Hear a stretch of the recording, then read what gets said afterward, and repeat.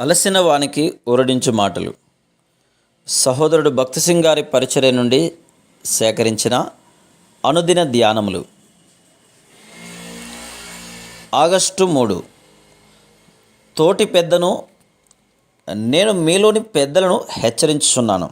1 పేతురు 5:1.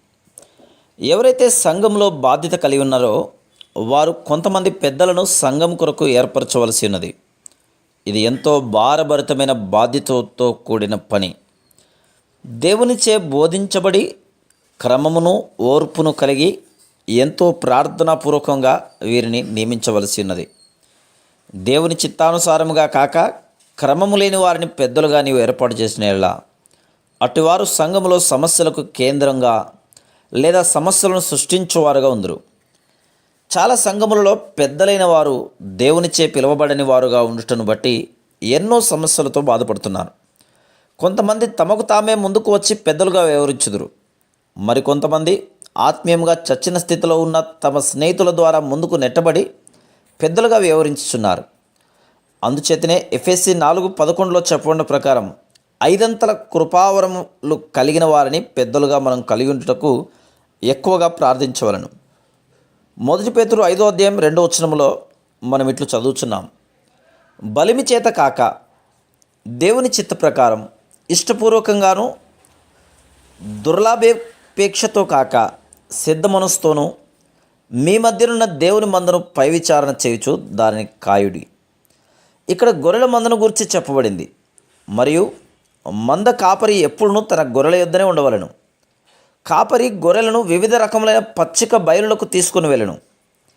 రాత్రివేళ దుష్ట మృగముల నుండి మందను కాపాడవలను. మంద కాపరి రాత్రింబవళ్ళు తన మందను కాయును. అటువంటి వారే ప్రేమ దయ కలిగి మంచి కాపరులుగాను పెద్దలుగాను ఉండగలరు. కానీ అనేక సందర్భములలో వీరు గొప్ప స్థానము మరియు అధికారమును కొందరు. వీరు గొర్రెల కొరకై ఎటువంటి త్యాగం చేయరు. వీరు దాసులుగా కాక బోధకులుగా మొదటి వరుసలో కనిపించటం కోరుకుందరు. అదే 1 పేతురు 5:2 బలిమి చేత కానీ దుర్లాభాపేక్షతో కానీ దేవుని మందను కాయకూడదు అని అపోస్తలుడైన పేతురు చెప్తున్నాడు. ఎంతమంది పెద్దలు ధనాపేక్ష కలిగి ఉన్నారు? ఒకవేళ నీవు ధనాపేక్ష, ఈ లోక సంబంధమైన వాటిపై మనస్సు కలిగి ఉన్నచో దేవుని సేవ ఎట్టిదో నీవు గ్రహించలేవు. అనేక సందర్భముల్లో వీటి వల్లనే సంఘములో ఆత్మీయ గొడ్డుతనం వస్తున్నది. ఇంకా పెద్ద అయిన వాడు మందకు మాదిరిగా ఉండవలను.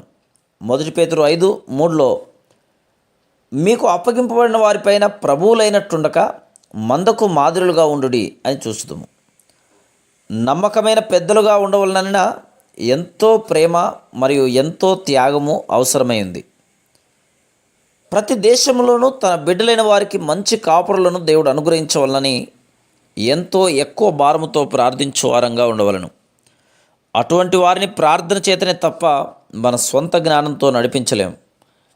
ప్రతి మంచి కాపరి మనుషుల నుండి వచ్చు ఫలము కాక దేవుని యొద్ద నుండి వచ్చు ఫలమును కోరును.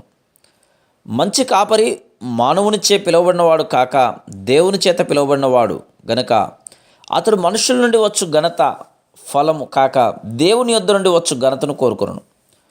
1 పేతురు 5:4 ప్రధాన కాపరి ప్రత్యక్షమైనప్పుడు మీరు వాడబారని మహిమ కిరీటం పొందుదురు అని చూచుదుము.